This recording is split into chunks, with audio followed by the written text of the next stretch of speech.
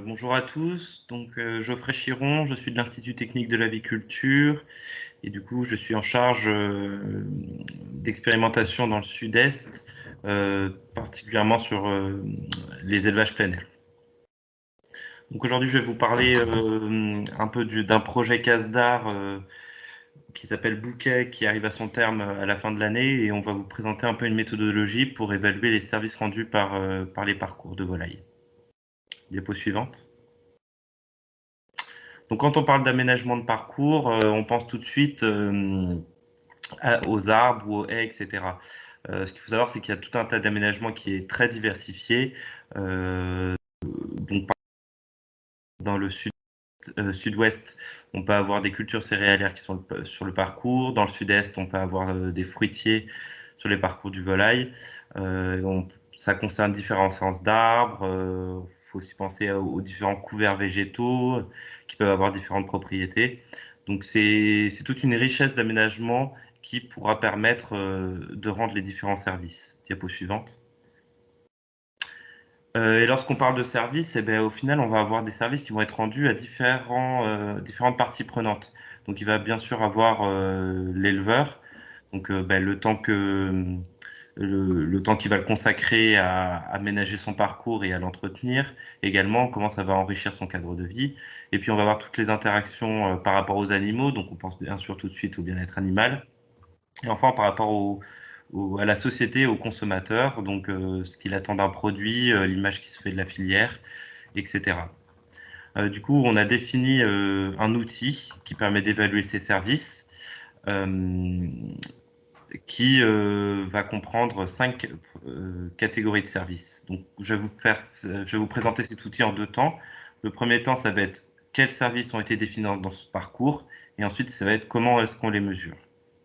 Donc la première catégorie de services, c'est la production de ressources et de valeur. Là, ça va être plutôt ce qui est lié à l'économie à travers deux échelles. Donc comme qu'est-ce qui, en euros, quels vont être les bénéfices pour l'éleveur, et ensuite en tonnage pour comment on va approvisionner le territoire en diverses ressources. Donc il y aura bien sûr tout ce qui est production de l'atelier en protéines animales, que ce soit des œufs ou de la viande. Et ensuite, on va aussi chiffrer tout ce qui est production secondaire, donc s'il y a des panneaux photovoltaïques sur les toitures, s'il y a des ruches, s'il y a des vergers, ou s'il y a une valorisation de bois ou de foin. Et enfin, on va également chiffrer tout ce qui est l'investissement à long terme, puisqu'on a en fait, lorsqu'on est dans un parcours qui est très boisé, on va pouvoir avoir de la production de bois d'œuvre ou d'énergie, mais qui ne sera pas forcément annuelle, et qui pourra se faire plutôt à l'échelle de moyen, voire long terme. Et du coup, ça va être ce potentiel qu'on va estimer pour la valorisation du bois, que ce soit en bois d'œuvre, bois énergie ou piquet. Diapo suivante. La deuxième catégorie de services qu'on a définie, c'est la qualité de vie de l'éleveur, qui va se découper en deux notions différentes. Le premier, c'est l'amélioration des conditions de travail et de vie, où là, on va essayer vraiment de chiffrer le temps passé par l'éleveur sur les différentes tâches qu'il fait sur son parcours à l'échelle de l'année, et la pénibilité qu'il associe à chacune de ces tâches, qu'elles soient physiques ou mentales. Et ensuite, on va avoir la deuxième catégorie de services qui va être vraiment l'appréciation du métier et son cadre de travail. C'est au final euh, ce qu'on aura chiffré là, en termes de temps et de pénibilité, lui, comment il se positionne par ça. Donc vraiment quelque chose qui est plus objectif par rapport au temps et à la pénibilité, puis après, au final, quelque chose de vraiment subjectif, si au final, comment l'éleveur se positionne par rapport à ça. Diapositive suivante. La troisième catégorie de services, ça va être la relation éleveur-consommateur-citoyen, où on va regarder différentes choses par rapport aux attentes des consommateurs. Donc que ce soit au niveau de la qualité des produits, avec tout ce qui sera SICO pour la production de protéines animales, mais également des labels de qualité pour la production de bois, donc FSC ou PEFC. Et on va regarder aussi tout ce qui est bien-être animal, je vais en revenir juste après. Et la deuxième chose qu'on va regarder, c'est toutes les interactions que l'éleveur a avec le consommateur citoyen, que ce soit par la réception, par exemple, de groupes d'étudiants pour des visites à la ferme, de la vente de produits sur le marché ou en vente directe lorsqu'on est en circuit court, ou également via des réseaux sociaux ou de la communication informatique. Diapo suivante. Donc pour le bien-être animal, on va regarder plusieurs choses, hein. Donc il va y avoir tout ce qui est la protection contre le vent et le soleil, puisque le vent c'est le premier facteur qui empêche les animaux de sortir. Donc on va regarder s'il y a une protection au vent par rapport à la zone sortie de trappe. Et ensuite on va regarder s'il y a une protection du soleil un peu partout sur le parcours et si ces points d'ombrage sont bien répartis, puisque la couverture idéale du sol est de 30 à 40%. Diapo suivante. On va regarder également sur tout ce qui est prospection du parcours, puisque un parcours bien aménagé va pouvoir sécuriser les animaux par rapport à la prédation. Également, un parcours bien agencé permettra de guider et favoriser la prospection jusqu'au fond du parcours, permettant ainsi l'expression des comportements naturels et la stimulation de l'appareil musculo-squelettique. Diapo suivante. La quatrième catégorie de services qu'on regarde, c'est l'intégration territoriale. La première chose, ce sera les emplois, donc les emplois directs qui sont sur l'atelier. Donc c'est l'éleveur, ses ouvriers, également des saisonniers s'il y a une production secondaire qui nécessite de la main-d'œuvre supplémentaire à certaines périodes de l'année. Et puis les emplois indirects, donc ça va être tous les intervenants extérieurs qui vont venir sur l'exploitation. Donc on va avoir le conseiller d'élevage, le vétérinaire, mais potentiellement le conseiller agroforestier, euh, des entreprises de taille ou de fauche, etc. Ensuite, on va regarder sur tout ce qui est esthétisme. Donc là, c'est une notion qui est assez compliquée à définir puisqu'elle va être très subjective et va dépendre un peu du territoire où on se positionnera. Par exemple, ce qui est éthique dans une grande plaine céréalière d'open field, ce ne sera pas forcément la même chose pour un élevage situé en zone bocagère. Par contre, il y a un facteur qui fait un peu consensus, c'est le taux de couverture du sol. Si vous avez un sol nu sur votre parcours de volaille qui est important, ça sera perçu comme inesthétique. Donc c'est vraiment là-dessus qu'on s'est basé pour définir l'esthétisme du paysage. Et enfin, on va voir la contribution à l'identité territoriale.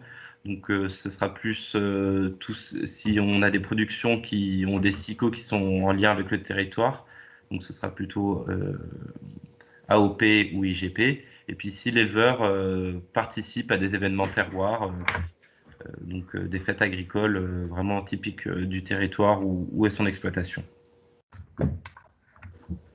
Et enfin, la dernière catégorie de services qu'on va regarder, c'est la qualité environnementale.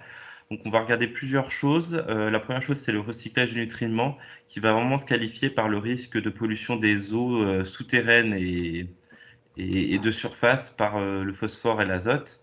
Donc là, on va définir une échelle de risque. Donc si je prends les eaux de surface, par exemple, on va regarder où les eaux vont s'écouler. Si elles s'écoulent dans un champ, ben, ça va être moins problématique que si l'eau du parcours va s'écouler dans un ruisseau ou dans un fossé. Et on va regarder aussi s'il y a des éléments protecteurs, donc par exemple des bandes enherbées, des bandes enherbées ou des haies, par exemple. Pour les nappes phréatiques, là, on va regarder plutôt le taux de couverture du sol. Si vous avez beaucoup de sol nu, vous aurez un risque de pollution des nappes qui sera plus important que si vous avez un parcours avec de la prairie et des arbres.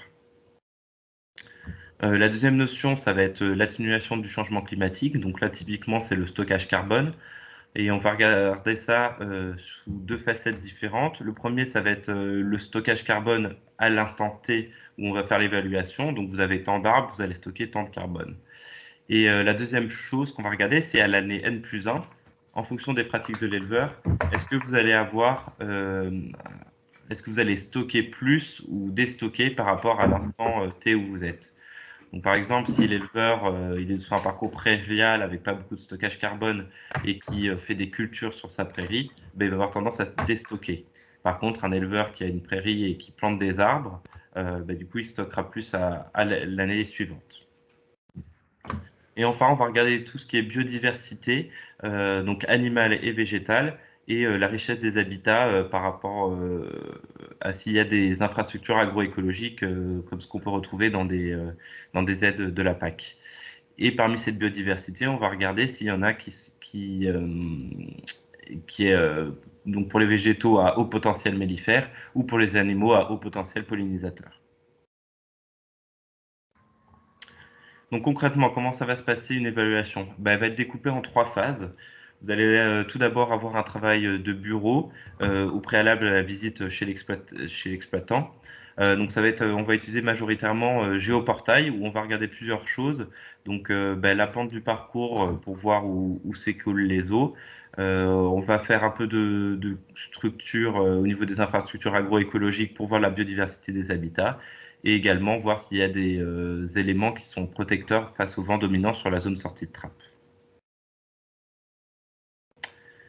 La deuxième phase, donc on se rend sur l'exploitation et on procède avec un échange avec l'éleveur. On va lui poser tout un tas de séries de questions sur divers paramètres. Donc ça va être sur tout ce qui est performance technique de l'atelier pour chiffrer un petit peu ses revenus, oui, et ses chiffres d'affaires, mais également aussi tout ce qui est sur son temps de travail et la pénibilité qu'il associe à différentes tâches, les pratiques qu'il aura et l'influence que ça aura sur le stockage carbone ou le risque des eaux, et puis les interactions qu'il aura avec le consommateur citoyen, donc avec s'il réalise de la vente à la ferme ou s'il participe à des événements terroirs, etc.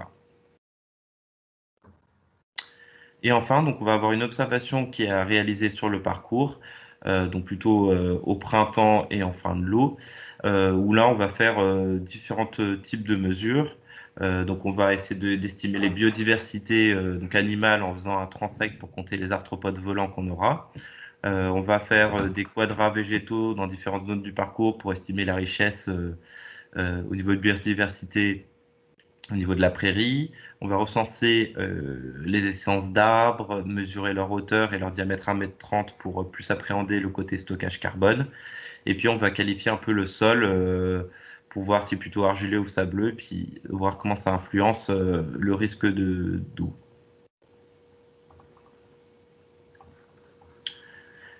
Donc on rentre tout ça dans l'outil et ce que vous allez avoir ensuite, c'est différents onglets, donc un par catégorie de service qui va vous restituer un peu les différents résultats à différentes échelles. Donc vous allez avoir les différents indicateurs. Donc là, c'est la première catégorie de service qui est la production de ressources et de valeur. Donc si on regarde en valeur monétaire, c'est un peu ce que je vous ai expliqué tout à l'heure. Vous allez avoir 3 indicateurs, donc les revenus liés à l'atelier, le chiffre d'affaires des productions secondaires, puis l'investissement, enfin la valeur à long terme des arbres présents sur son parcours.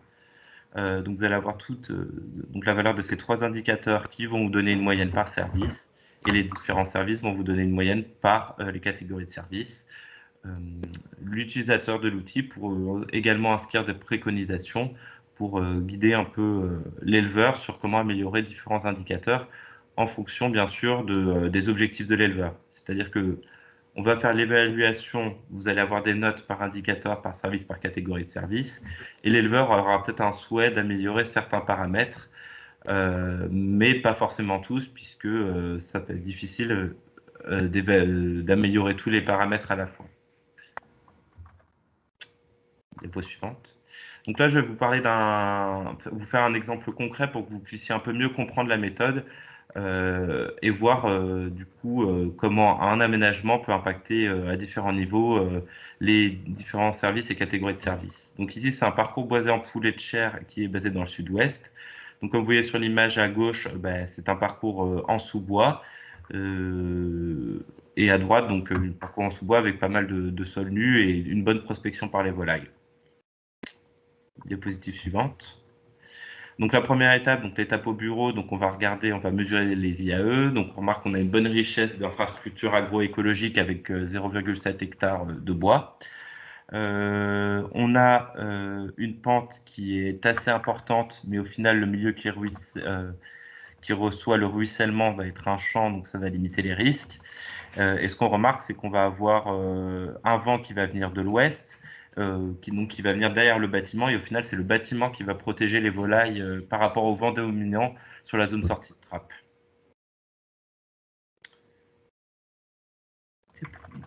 Ensuite, lorsqu'on fait l'entretien avec l'éleveur, donc il estime qu'il a un cadre de vie qui est assez agréable. Il fait absolument aucun échange avec le consommateur. Il a une petite production de bois énergie qui lui rapporte 350 euros par an et qui approvisionne environ 8000 kWh.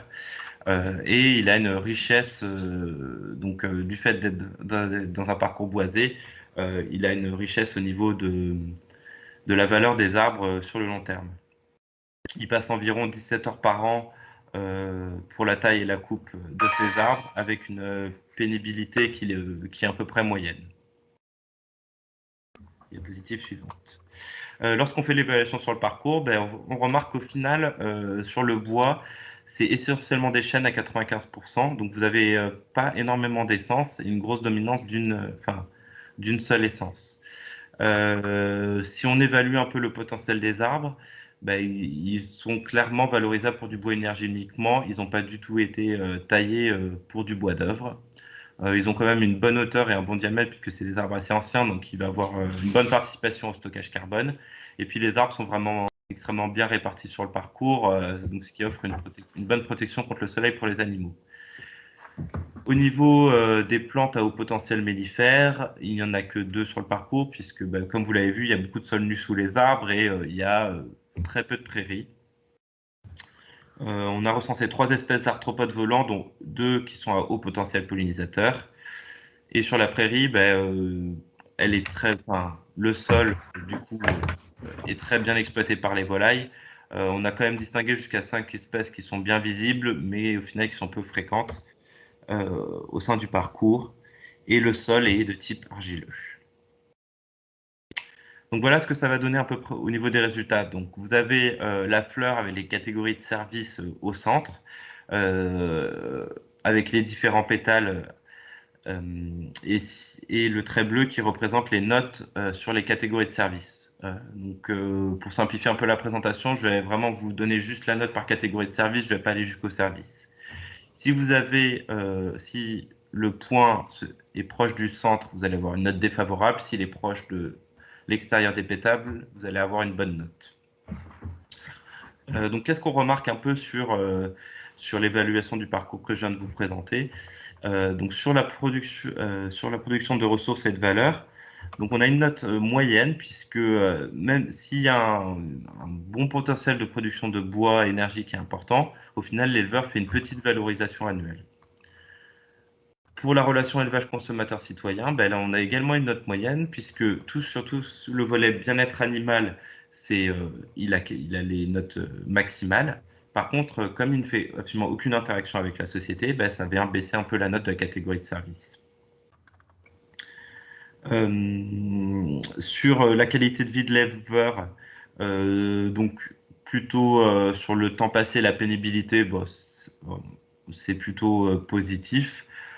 Par contre, l'éleveur, pour lui, son parcours, c'est pas ce qui va énormément améliorer son cadre de vie ou contribuer fortement à l'appréciation de son métier.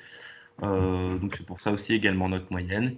Et enfin, sur le lien, l'intégration territoriale, il y a peu de liens au terroir par rapport à sa production. Diapositive suivante. Donc juste quelques autres exemples, je ne vais pas aller sur toute la démarche à chaque fois, mais pour vous montrer un peu la variation qu'on peut avoir. Donc ici, vous avez un parcours où il y a quasiment que de la prairie en poule pondeuse, donc c'est la photographie de gauche. Donc, vous voyez, il y a quelques haies en bordure, mais au final, c'est quasiment que de la prairie. Et vous avez une note qui, comme vous voyez, un radar qui est avec des notes beaucoup plus inférieures que ce qu'on a vu précédemment. Donc il y a une très faible valorisation du parcours et peu d'arbres, donc à part le foin qui valorise un petit peu, c'est tout. Absolument aucun point d'ombre, pas d'interaction avec le consommateur, donc la catégorie de service relation éleveur-consommateur citoyen est faible. Comme il y a peu d'arbres, il va y avoir peu de stockage carbone et il y a une faible diversité d'essence.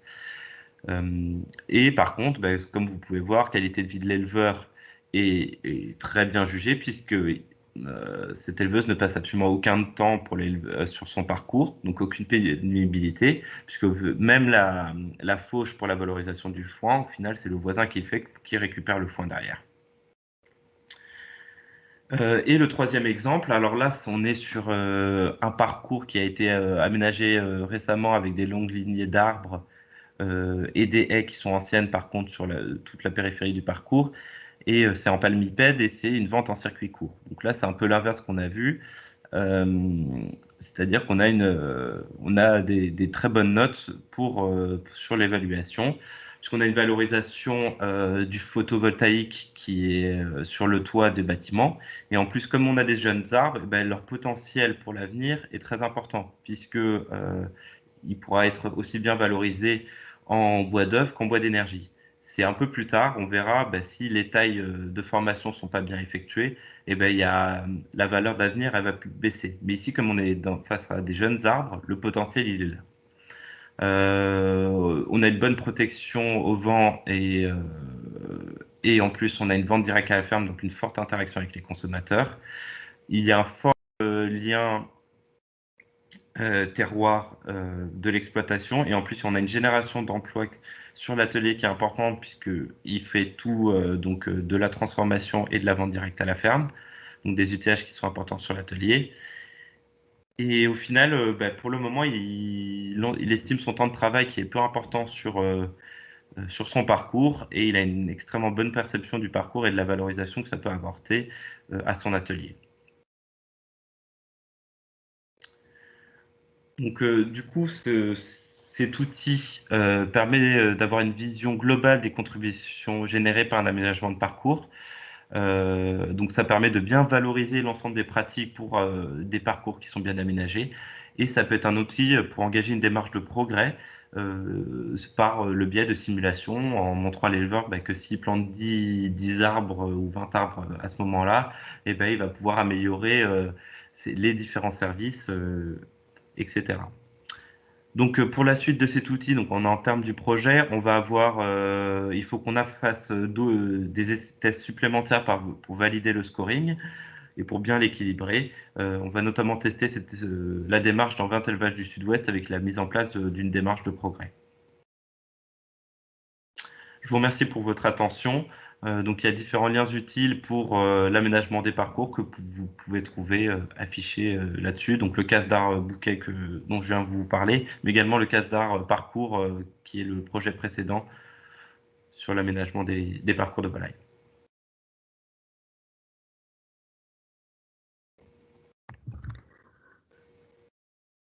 Oui, bonjour, Catherine Experton de l'ITAB. Merci beaucoup Geoffrey, c'était une présentation très claire et très jolie également avec toutes ces photos. Je vous invite tous à poser vos questions sur le chat. J'en avais une première qui était peut-être par rapport à cet outil. À la fin, donc tu dis que vous allez le tester dans quelques temps sur 20 élevages. Et après, vous avez prévu une diffusion plus large et comment vous allez vous y prendre pour sensibiliser les éleveurs à cette démarche? En fait, ce qu'on aimerait faire là au terme de ce projet, c'est donc on a les 20 élevages dans le Sud-Ouest, ça c'est déjà défini, mais on aimerait faire un comité utilisateur ou testeur en incluant également des professionnels qui vont pouvoir nous aider à tester cet outil et à sensibiliser les éleveurs pour la diffusion de cet outil. Donc ça va nous permettre d'équilibrer le scoring et déjà de mettre un pied, un pied dans la profession pour sensibiliser les gens sur cet outil-là. Merci. On a une question. Est-ce que cet outil est que pour les volailles, en sachant que dans le Sud-Ouest, c'est majoritairement des canards, donc, Ah non, non, c'est palmipède, volaille de chair et poule pondeuse. Il a été développé pour prendre en compte les trois filières concernées par les parcours. merci.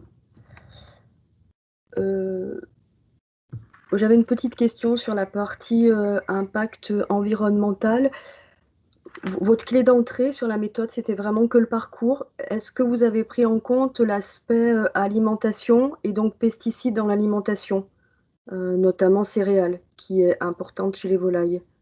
Ou est-ce que votre entrée, c'était uniquement la partie parcours en dehors de toute haute entrée alimentaire pour l'évaluation de l'impact environnemental? On a plus fait le choix de se baser vraiment sur le parcours. Donc c'est vrai qu'on Mmh. n'a pas pris en compte l'aspect alimentation. D'accord. Donc ni l'aspect pesticides, eau éventuellement, qualité de l'eau. Non. Enfin, la qualité de l'eau, c'est par rapport au risque de pollution des nappes, mais pas la qualité de l'eau d'abreuvement des animaux. D'accord.